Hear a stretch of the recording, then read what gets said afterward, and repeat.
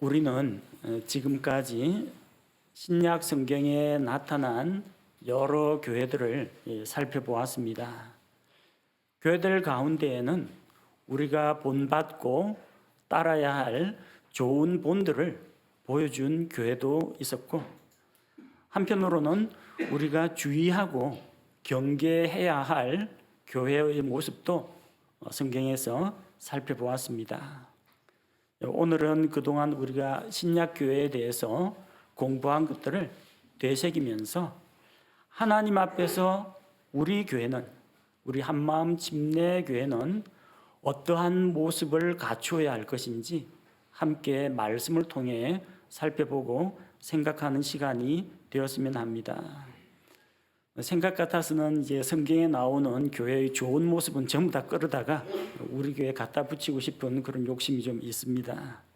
하지만 그 중에서도 정말로 중요하고 우리 교회에 꼭 필요하다고 생각하는 것들만 몇 가지를 뽑아보았습니다. 그래서 성경에서 하나님께서 기뻐하시는 교회의 모습들, 우리 교회가 나아가야 할 모습들을 7가지로 정리해 보았습니다. 첫 번째는 하나님께 예배하는 교회가 되어야겠다는 겁니다. 하나님께서 사람을 창조하신 목적이 있습니다. 사람을 창조하신 목적은 그 사람들을 통해서 하나님께서 영광을 받으시기 위함입니다. 하나님께서는 자기가 지은 창조물들을 통해서 찬양과 경배를 받기를 원하십니다. 하나님은 영광을 받으시기에 합당하신 분입니다. 그래서 그분께서 만드신 하늘에 있는 하늘의 군대들, 천사들, 스랍들, 그룹들 모두 하나님께 경배하고 찬양을 드립니다. 하나님께서 만드신 창조 세계가 기뻐하며 하나님께 경배를 드립니다. 그 중에서도 하나님께서 창조하신, 하나님의 형상대로 창조하신 그 사람들이 하나님 앞에 나아와서 경배하기를 하나님께서는 원하고 계십니다. 하나님을 찬양하고 경배하고 하나님께 영광을 돌리는 것이 사람의 본분입니다. 그러나 사람들이 하나님을 떠나서 죄로 인해 타락하고 또 죄로 인해서 영원한 멸망의 길을 가게 되자 하나님께서는 자기 아들 예수 그리스도를 세상에 보내셔서 예수 그리스도의 십자가의 대속의 피로 말미암아 죄인들을 죄로부터, 사망의 권세로부터 구속하셨습니다. 예수님을 통해서 우리를 구원하신 목적이 무엇입니까? 그것은 그분의 영광스러운 위엄과 그분의 은혜와 그분의 사랑을 온 세상에 전파하도록 그분의 찬양을 전하기 위해서 우리를 부르시고 세우신 것입니다. 사람이 창조된 목적도 하나님의 영광을 위한 것이요, 사람을 구원하신 하나님의 목적도 바로 하나님께 경배하고 하나님께 영광 돌리는 자가 되도록 하기 위한 것입니다. 하나님께서 이 땅에 예수 그리스도의 피로 교회를 세우신 목적 가운데 하나는 구원받은 성도들이 다 함께 모여서 하나님께 예배하도록 하기 위한 것입니다. 그래서 교회는 다른 말로 예배의 공동체입니다. 교회에서 예배를 빼면 남는 게 없습니다. 교회는 사람들끼리 모여서 같이 사귀는 사교 모임이 아닙니다. 교회는 사람들끼리 모여가지고 무슨 종교 경전을 강론하는 그런 학교도 아닙니다. 교회의 가장 중요한 목적은 모여서 성도들이 다 함께 하나님 앞에 나와서 예배 드리는 것입니다. 오순절 성령 강림 이후에 이 땅에 세워진 교회, 예루살렘에 세워진 교회는 날마다 모여서 하나님을 찬양했습니다. 사도행전 2장 47절에 보니까 하나님을 찬양하며 온 백성에게 호감을 얻으니 주께서 구원받아야 할 자들을 날마다 교회에 더하시니라. 하나님을 찬양하는 거, 이것이 우리 교회가 나아가야 할 방향입니다. 하나님을 찬양하고 하나님께 감사하고 하나님께 경배드리고 하나님께 우리의 몸과 마음과 우리의 모든 것을 다 드리는 바로 그런 모임이 교회라는 것입니다. 우리 교회가 추구할 가치, 하나님께 예배하는 교회가 되어야 합니다. 그러자면 우리 성도들이 먼저 하나님께 드리는 예배를 간절히 사모하는 마음을 가져야 합니다. 하나님께 예배 드리는 일이 정말로 기쁘고 즐거운 일이 되어야 한다는 겁니다. 여러분, 직장인들은 주말이 오기를 기다리죠. 빨리 이 바쁜 일정에서 벗어나서 토요일, 일요일, 공휴일이 되었으면 좋겠다. 군대에 입대한 사람들은 휴가를 꿈꿉니다. 전역을 기다립니다. 그래서 이제 좀 얽매인 생활에서 벗어나서 자유롭게 여유를 즐겼으면 좋겠다. 간절히 기다립니다. 사랑에 빠진 연인들은 데이트할 날을 손꼽아 기다립니다. 그런데 여러분, 일주일 동안 얼마나 하나님 만나기를 기다리고 갈구해 왔습니까? 어서 빨리 일주일이 지나서, 어서 빨리 주일이 와서 내가 하나님 앞에 나아가서 예배드려야 되겠다. 그런 간절한 마음들 품고 오셨습니까? 주일날이 다가오기를 정말 기다리고 사모합니까? 단순히 그냥 나와서 시간 됐으니까 주일날 해당 시간에 나와서 그냥 의식적으로 종교 의식의 하나로 그냥 예배만 드리고 그냥 가십니까? 아니면 하나님 앞에 나와서 예배하는 이 자리를 정말로 뜨겁게 간절하게 사모하는 마음을 품고 있습니까? 그래서 이런 사모하는 마음을 품고 예배에 꾸준히 부지런히 참석해야 합니다. 물론 그럴 수 없는 분들도 있습니다. 건강 때문에 병석에 누워 계신 분도 있고 또 직장 때문에 예배에 부득이하게 빠지는 일도 있을 수가 있습니다. 또 여러 가지 개인적인 사정이나 여건이 안 돼가지고 어떤 날은 집에서 예배 드려야 하는 그런 경우도 있습니다. 그러나 우리 마음속에 하나님을 사랑하는 마음과 예배를 갈급하게 찾고 기다리는 그런 마음을 품어야 한다는 겁니다. 이 예배당에 나오시거든 예배하는 성도가 되시기 바랍니다. 예배 보는 성도가 되지 마십시오. 이전에 60년대, 70년대만 하더라도 예배 본다 그런 말을 우리가 자주 썼습니다. 그러다 보니까 와서 진짜 예배 봐요. 예배 봅니다. 목사가 뭐 하는지 앞에서 멀뚱멀뚱 봅니다. 다른 사람 찬양 뭐 하는지 구경합니다. 예배 봅니다. 그러나 예배를 지켜보시는 분은 오직 하나님 한 분이십니다. 우리는 예배를 드리는 자가 되어야 합니다. 우리는 예배하는 자가 되어야 합니다. 프로그램에 끌려다니지 말고 능동적으로 예배에 참여해야 합니다. 목소리 다해서 찬양을 불러야 합니다. 함께 한 마음으로 기도할 때 내 마음을 실어가지고 그 기도를 마음속으로 따라하면서 하나님 앞에 아뢰어야 합니다. 말씀을 듣는 시간이 되면 귀를 열어놓고 하나님의 말씀을 듣고자 하는 마음이 있어야 합니다. 이렇게 예배하는 교회를 하나님께서는 기뻐하십니다. 둘째로 교회에서 빠뜨릴 수 없는 게 말씀과 기도입니다. 말씀을 통해서 바른 교리를 배우고 또한 온 교회가 한 마음으로 기도하는 그런 교회가 되어야 합니다. 우리 신앙생활은 예수님 믿고 구원받는 걸로 끝나는 것이 아닙니다. 예수님 십자가의 대속을 믿고 지옥 형벌 면하고 천국 가게 되었다. 이젠 다행이다, 안심이다, 이젠 다 끝났다. 거기서 끝나면 안 돼요. 우리는 영적으로 성장해야 합니다.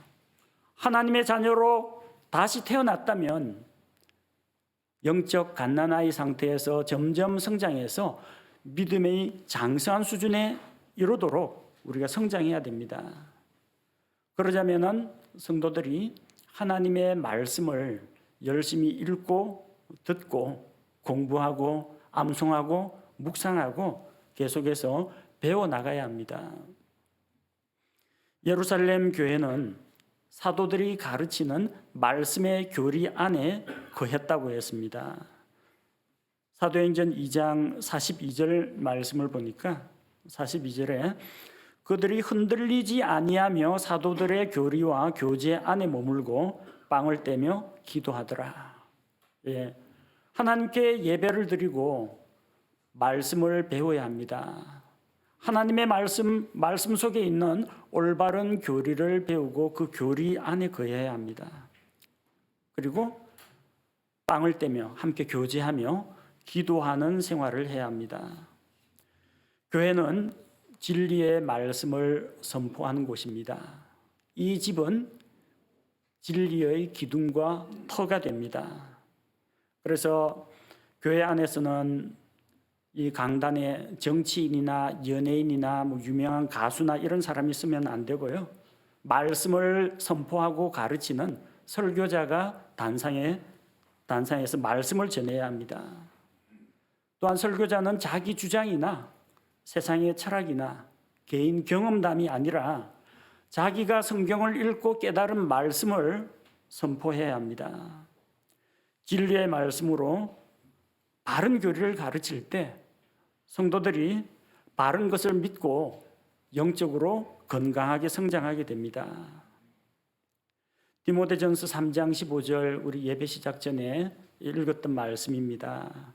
디모데전서 3장 15절에 보니까 그러나 내가 오랫동안 지체하면 내가 하나님의 집에서 어떻게 처신해야 할지 내가 알게 하려 하노니 이 집은 살아계신 하나님의 교회요 진리의 기둥과 터니라. 사도 바울이 젊은 목회자 디모데에게 하나님의 말씀으로 권면하는 내용입니다.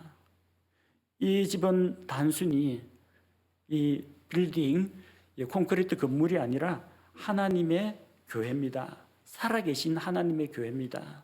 교회는 살아 있습니다. 진리를 사람들에게 선포하는 그리고 굳건하게 말씀의 진리 위에 설 수 있도록 사람들을 세워주는 진리의 기둥과 터가 되는 것입니다. 예루살렘 교회는 이렇게 사도들이 가르치는 말씀의 교리 가운데 거했고 또 성도들이 다 함께 모여서 기도했습니다. 교회의 성장을 위해서 기도했습니다. 사람들의 구원을 위해서 기도했습니다. 하나님께서 더 많은 사람들을 죄에서 구원해서 예수 그리스도의 몸인 교회에 붙여주시기를 기도했습니다. 복음을 전하는 사도들을 위해서 기도했습니다.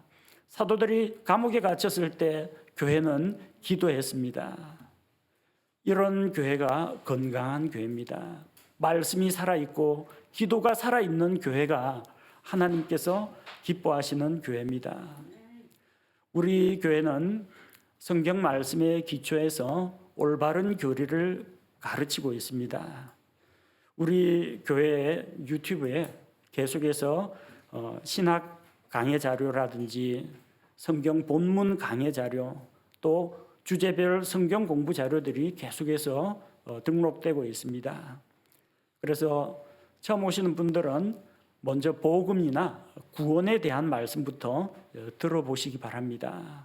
그 다음 단계가 되면은 성경 강해, 창세기라든지 마태복음이나 요한복음이나 복음서 강해를 꼭 들어보시기 바랍니다. 영적인 양식을 공급받고 꾸준히 성장해야 됩니다. 그리고 우리 교회가 함께 기도해야 될 기도 제목들을 같이 나누고 또 마음을 같이 해서 함께 기도해야 합니다. 두 가지가 같이 가야 합니다.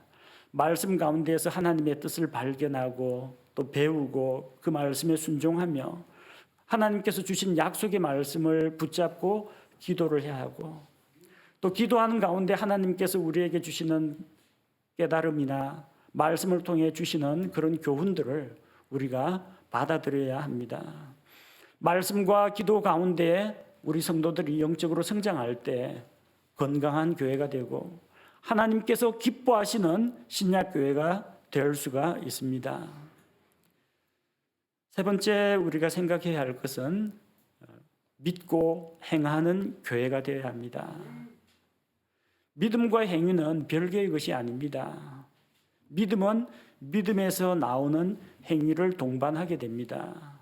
믿음 따로 행위 따로. 믿기는 하는데 행동이 없다. 만약 그렇게 되면은 이 믿음은 뭔가 잘못된 믿음입니다. 성경에서는 그걸 가리켜서 행함이 없는 믿음은 죽었다고 이야기합니다. 야고보서 2장 26절 말씀을 보면은 야고보서 2장 26절 영이 없는 몸이 죽은 것 같이 행위 없는 믿음도 죽었느니라. 행함이 없는 믿음은 죽은 것이라는 겁니다.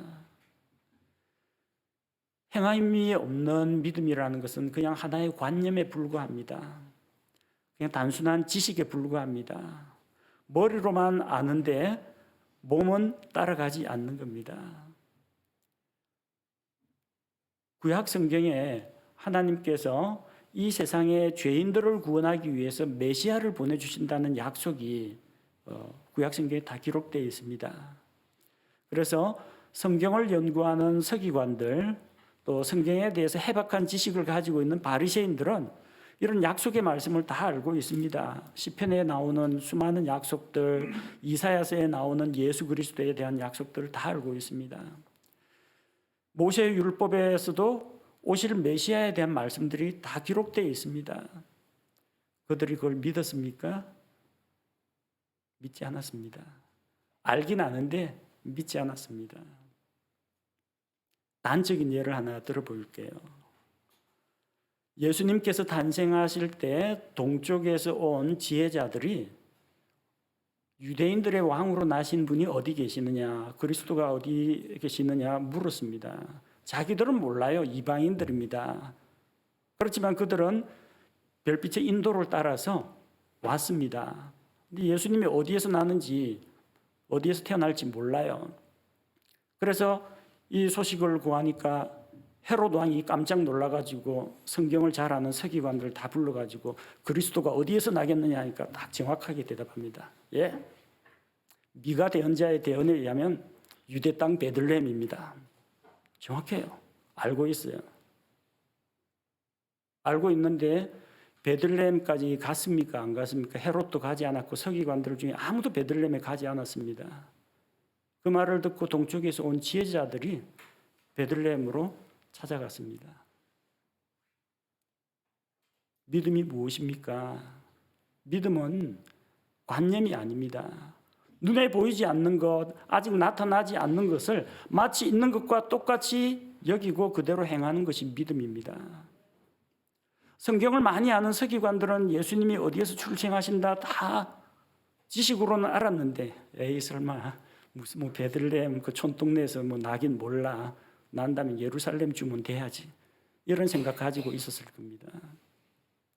성경에 대한 지식은 있지만 성경에 대한 이해는 있지만 믿음으로 그것을 받아들이지 않는 자는 결코 예수님 앞에 경배하러 나아가지 않는다는 겁니다. 우리는 믿음이 있으면 그 믿음을 따라서 행동으로 실천해야 합니다. 머리로는 믿는다고 하는데 믿음으로 행하지 않을 때가 많습니다. 성경 말씀이 진리라는 것을 믿으십니까? 성경 말씀이 정금보다도 더 귀하다. 성경 말씀이 꿀보다 더 달다. 믿으세요? 예, 그럼 성경 읽으시기 바랍니다. 금보다 더 귀한 보배가 있고 꿀보다 더 단 말씀이 있는데 그렇게 뭐 성경에서 뭐 목사님이 그러더라. 그까지는 알고 있는데 성경을 안 읽는다. 그거는 행함이 없는 믿음이에요. 관념적으로 주의 말씀은 내 발의 등이요 내 길의 빛이요 금보다도 귀하고 많은 꿀 벌집보다 더 달도다. 달달 외우고는 있는데 본인은 성경을 안 읽는다. 그러면은 성경 말씀에 대한 믿음이 없는 거라고 보면 됩니다. 기도하면 응답받으시는 줄 믿습니까? 예, 그럼 기도하십시오. 괜히 그냥 유튜브 찾아다니면서 누구 뭐 기도 응답받은 간증 이런 거 볼 필요 없습니다. 내가 기도해야 됩니다. 성경에는 기도 응답에 대한 약속의 말씀이 나와 있습니다. 그거 정말로 믿으신다면 그냥 기도하면 됩니다. 근데 기도는 하나님의 능력이다. 기도하면 하나님이 들으시고 응답하신다라는 것을 믿는다고 하면서 기도를 안 한다. 그건 행함이 없는 믿음입니다. 기도의 능력을 믿으시면 기도하면 됩니다. 복음의 말씀이 죄인들을 구원한다는 거 믿으시죠? 그럼 전도하시면 됩니다. 확신이 없는 분은 전도지 나눠줘봤자 이거 뭐 누가 뭐 쓰레기통에 던져버리지 누가 읽겠나? 이러는 사람은 전도지 아까워서 전도하러 안 나갑니다. 내가 이 사람한테 예수 믿으라고 권해봤자 이 사람이 안 받아들일 텐데 그런 확신, 그런 믿음을 가진 사람은 전도 못합니다. 그러나 내 말은 능력이 없지만 복음의 말씀은 권능이 있어서 이 죄인들을 회개시키고 살린다라는 믿음이 있는 분은 자기 입으로 복음의 말씀을 전합니다. 복음의 말씀을 이렇게 좀 전할 자신이 없으면 전도지라도 건네주는 일을 합니다. 복음의 능력을 믿는다면 전도하는 행위로 행동으로 나타나야 합니다. 정말로 천국이 있다고 믿으십니까? 천국이 있다고 믿으시면은 이 세상의 삶보다는 저 하늘에 있는 것들을 사모하고 하늘에 있는 것들에 여러분의 소중한 것들을 투자하시기 바랍니다. 그것이 믿음을 따라서 사는 성도들의 모습입니다. 데살로니가 교회는 믿음의 행위가 있었습니다. 사랑의 수고와 섬김이 있었습니다. 소망의 인내가 있었습니다. 두아디라 교회 역시 믿음에 따르는 그 행위가 있었습니다. 우리가 믿는다 하는데 그 믿음이 자연스럽게 열매로 우리의 삶으로 드러나야 합니다. 믿고 행하는 교회가 될 때 우리 주 예수님께서 교회를 칭찬하십니다. 그런 성도들을 주님께서 칭찬하시고 인정해 주십니다. 네 번째로는 사랑으로 섬기는 교회가 되어야 합니다. 사랑은 생각이나 느낌이나 어떤 감정이 아닙니다. 사랑은 행동으로 드러나는 것입니다. 주님을 사랑하고 주님의 몸된 교회를 사랑하십니까? 만약 그 사랑이 있다면 그 사랑은 사랑의 수고, 사랑의 섬김으로 나타나게 됩니다. 눈에 보이지 않는 주님을 내가 어떻게 사랑할까요? 머리이신 예수 그리스도, 그분의 몸이 된 예수 그리스도의 몸인 교회, 그 교회 성도들을 사랑하십시오. 그게 주님을 사랑하는 것입니다. 히브리서 6장 10절 말씀을 보면 히브리서 6장 10절 하나님은 불의하지 아니하사 자신의 이름을 위해 너희가 보여준 너희의 행위와 사랑의 수고 곧 너희가 성도들을 섬겨온 것과 또 섬기고 있는 것을 잊지 아니하시느니라. 자, 사랑하게 되면은 사랑으로 섬기게 됩니다. 사랑의 수고가 무엇입니까? 사랑의 수고 곧 성도들을 섬기는 것이 이것이 사랑의 수고입니다. 많은 분들이 여러 가지 모습으로 교회를 섬기고 있습니다. 여러분 그냥 교회 오니까 모든 게 다 갖춰져 있죠? 교회 오니까 따뜻하네. 누가 난방 털어놨네. 지난주에 이거 다 어질러 놓고 갔는데 누가 이것도 깨끗하게 청소하고 정리 다 해놨네. 예배 마치고 가니까 밥이 있네. 여러분 그거 절대로 하늘에서 떨어지는 거 아닙니다. 저절로 생기는 거 아닙니다. 누군가는 일했습니다. 누군가는 섬겼습니다. 누군가는 자기의 시간과 노력과 재물을 하나님 앞에 드렸습니다. 그래서 우리가 그런 섬김을 받을 수 있는 것입니다. 섬김이란 자기를 낮추고 다른 사람의 필요를 채워주는 것을 말합니다. 섬기는 사람이 있으면 또 누군가는 섬김을 받는 사람이 있기 마련입니다. 섬기는 자는 기쁜 마음으로 섬기면 됩니다. 섬김을 받는 사람은 감사한 마음으로 받으면 됩니다. 그리고 다음에 기회가 있을 때 자기도 다른 사람을 섬기면 됩니다. 나도 다른 성도들을 위해서 뭔가 하고 싶다, 섬기고 싶다는 분이 있으면 조용히 기도하면서 할 일을 찾아보시기 바랍니다.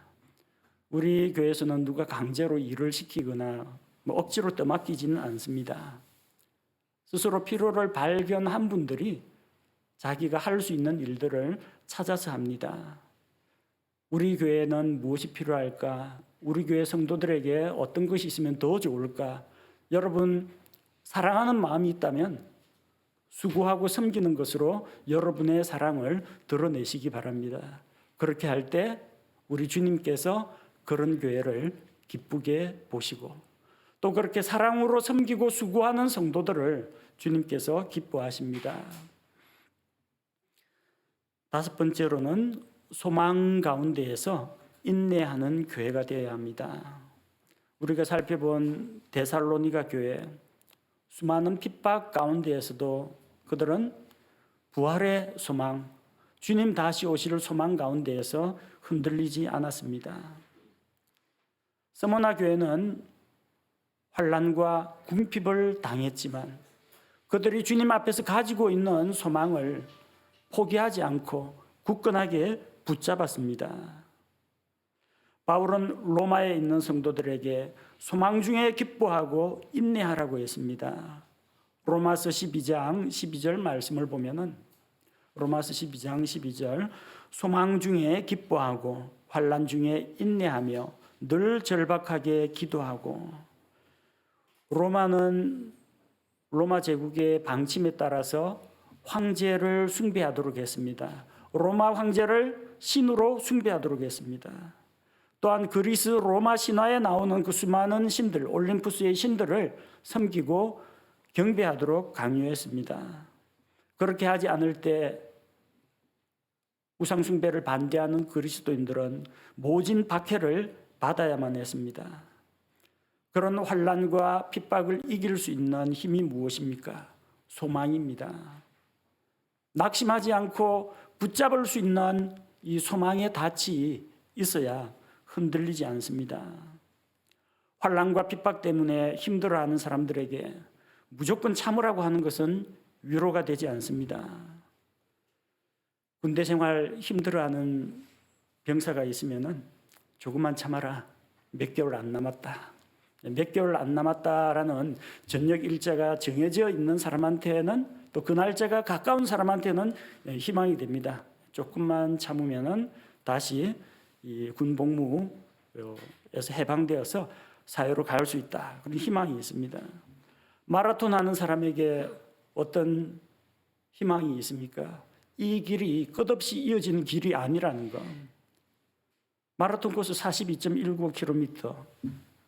언젠가 끝이 납니다. 조금만 참아라. 결승까지 100m밖에 안 남았다. 위로가 됩니다. 어린애들 우리 아들들 어릴 때 차 타고 갈 때 몸을 뒤챕니다. 화장실 가고 싶어요. 조금만 참아라. 휴게소까지 얼마 안 남았다. 그럼 참을 수 있습니다. 앞으로 1시간 더 가야 되는데 그럼 얼굴이 사색이 됩니다. 무엇이 소망입니까? 기댈 곳이 있어야 소망입니다. 약속이 있어야 소망이 있습니다. 약속에 대한 확신이 있어야 소망이 있습니다. 무언가 기대할 수 있는 것이 있어야 합니다. 우리에게는 소망이 있습니다. 소망을 주는 하나님의 약속의 말씀이 있습니다.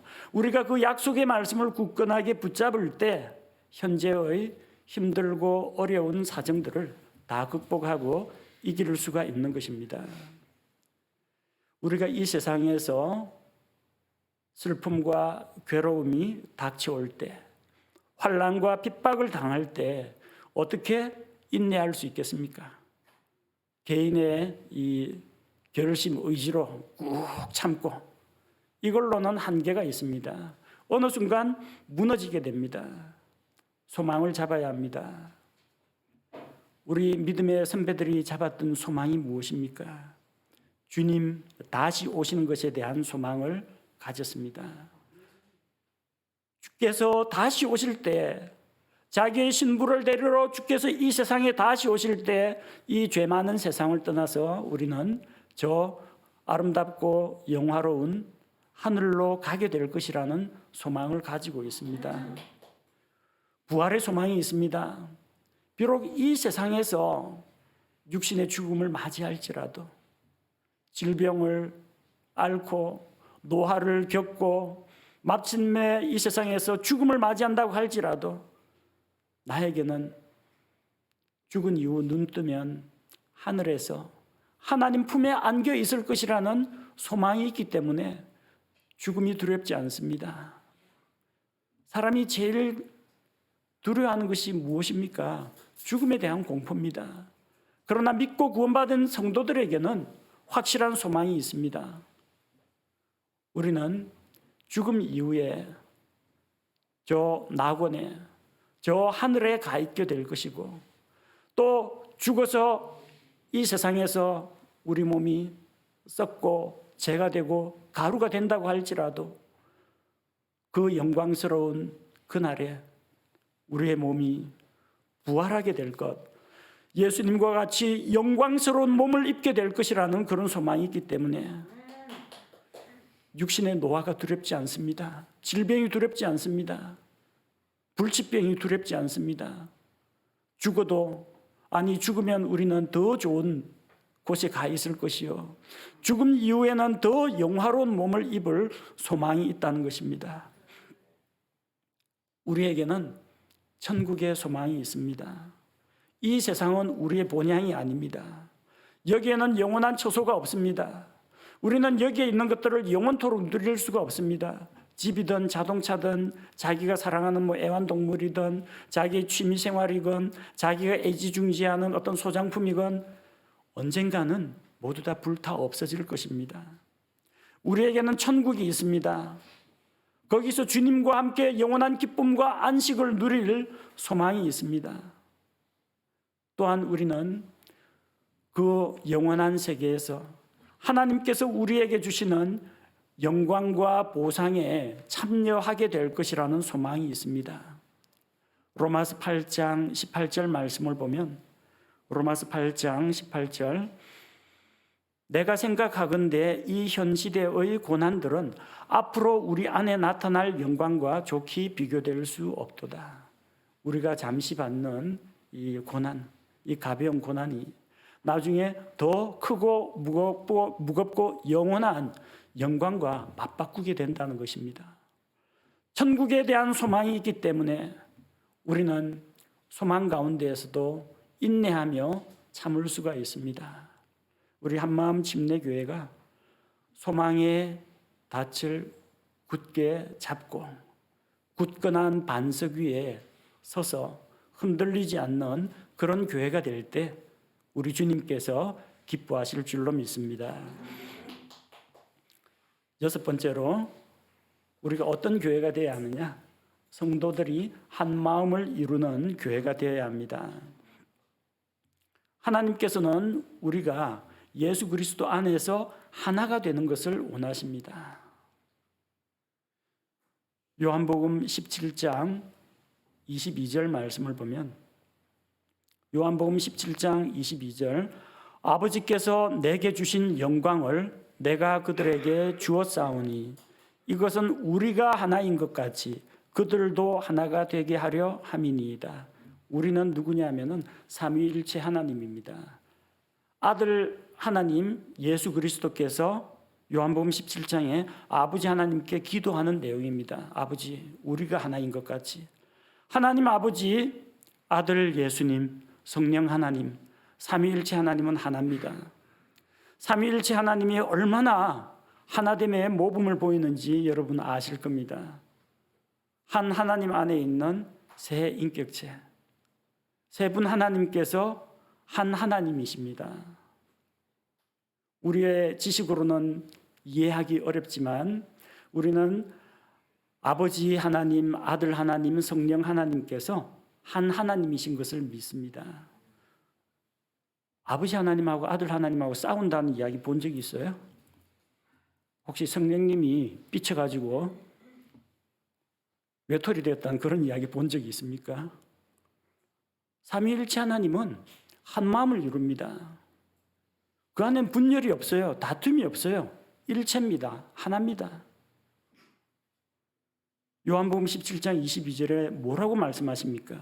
이것은 우리가 하나인 것 같이 삼위일체 하나님께서 하나인 것처럼 그들은 예수님의 제자들 그리고 제자들을 통해서 앞으로 믿게 될 성도들을 이야기합니다. 그들도 하나가 되게 하려 함이니이다.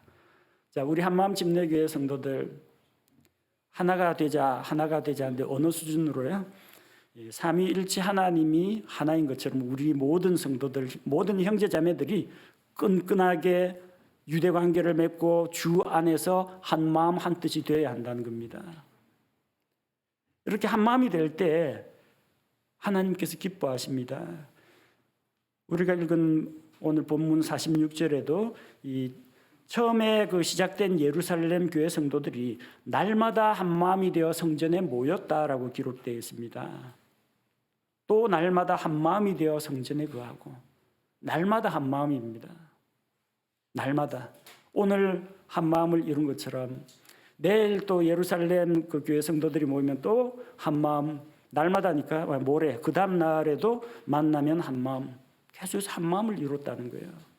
날마다 한 마음이 되어서 모여가지고 함께 찬양하고 예배하고 또 빵을 나누며 먹고 함께 기도하고 이런 한 마음을 품었다는 겁니다. 이게 신약교회의 모습입니다. 우리 교회 이름을 지을 때 서로 한 마음이 되자고 이제 한 마음 집내교회라고 이름을 지었습니다. 이제는 우리 교회 성도들이 한 마음이기 때문에 한 마음 집내교회라고 불러야 합니다. 누구를 중심으로 한 마음이 되어야 할까요? 머리이신 예수 그리스도께서 계십니다.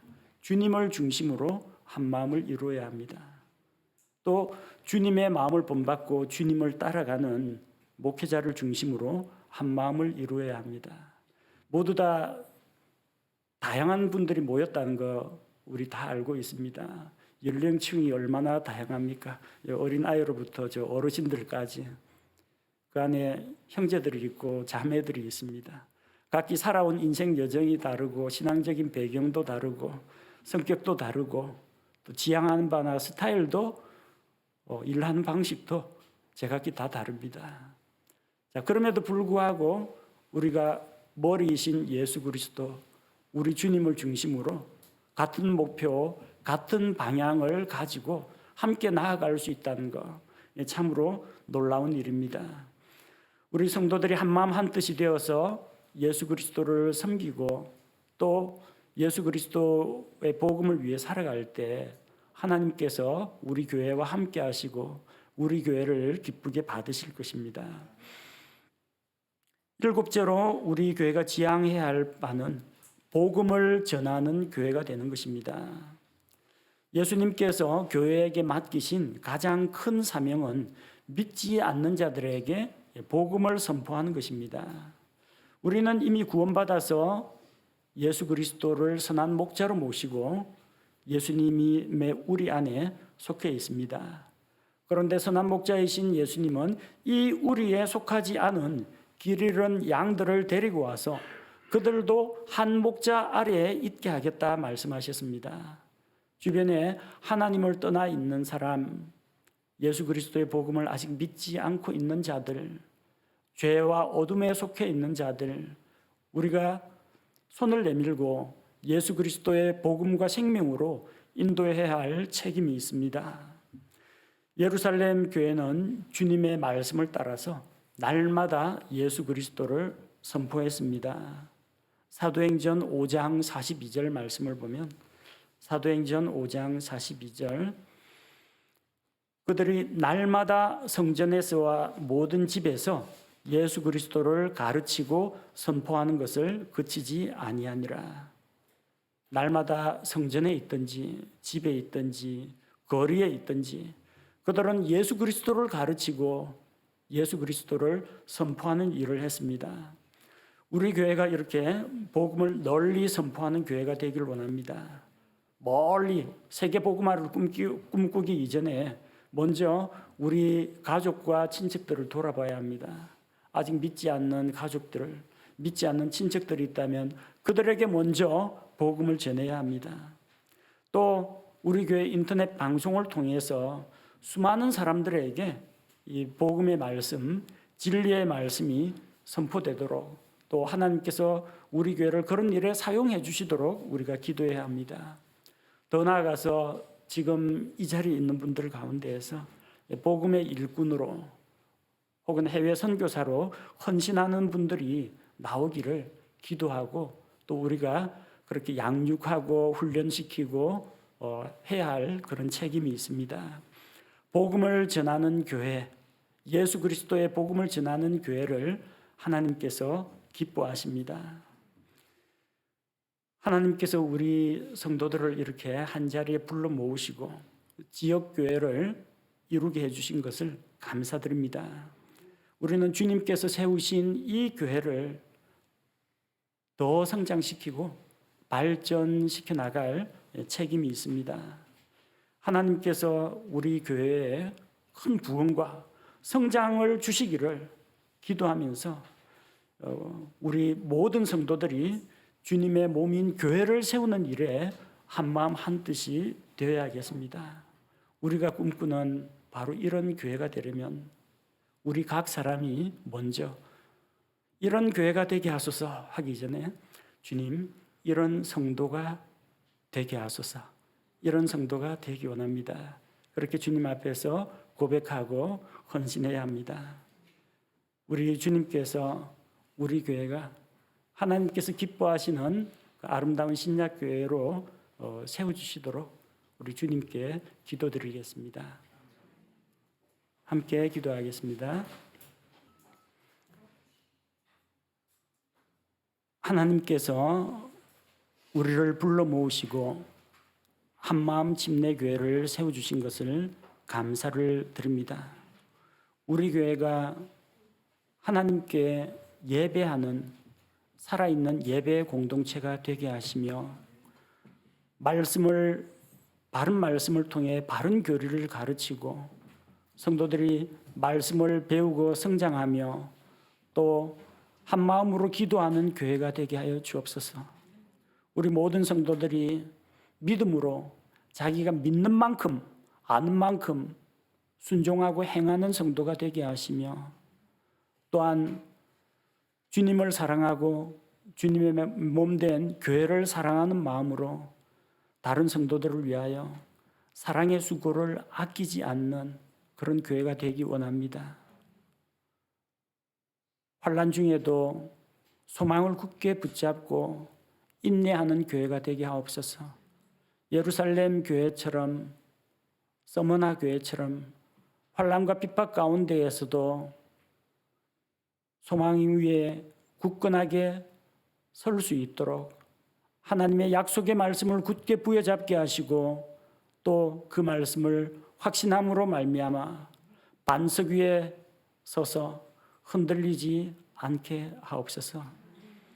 우리 교회 모든 성도들이 한마음 한뜻이 되어서 주님을 따르고 한마음이 되어서 주님께서 맡기신 일들을 감당해낼 수 있도록 도와주옵소서. 서로 각기 제각기 다양하고 다른 모습들이지만 머리이신 예수 그리스도를 중심으로 주 안에서 삼위일체 하나님처럼 우리가 하나 되게 하옵소서. 무엇보다도 예수 그리스도의 생명의 복음, 은혜의 복음을 전하는 교회가 되게 하옵소서. 우리 교회를 통해서 바른 진리의 말씀 또 구원에 이르게 하는 생명의 말씀이 널리 선포되게 주님 도와주옵소서. 그리하여 하나님께 영광이 되게 하시고 우리 주님께 기쁨이 되는 교회가 되게 하여 주옵소서. 이런 교회가 되기 위하여 우리 각 성도들이 먼저 주님 앞에서 이런 성도가 되게 하여 주옵소서. 예수님의 이름으로 기도합니다. 아멘.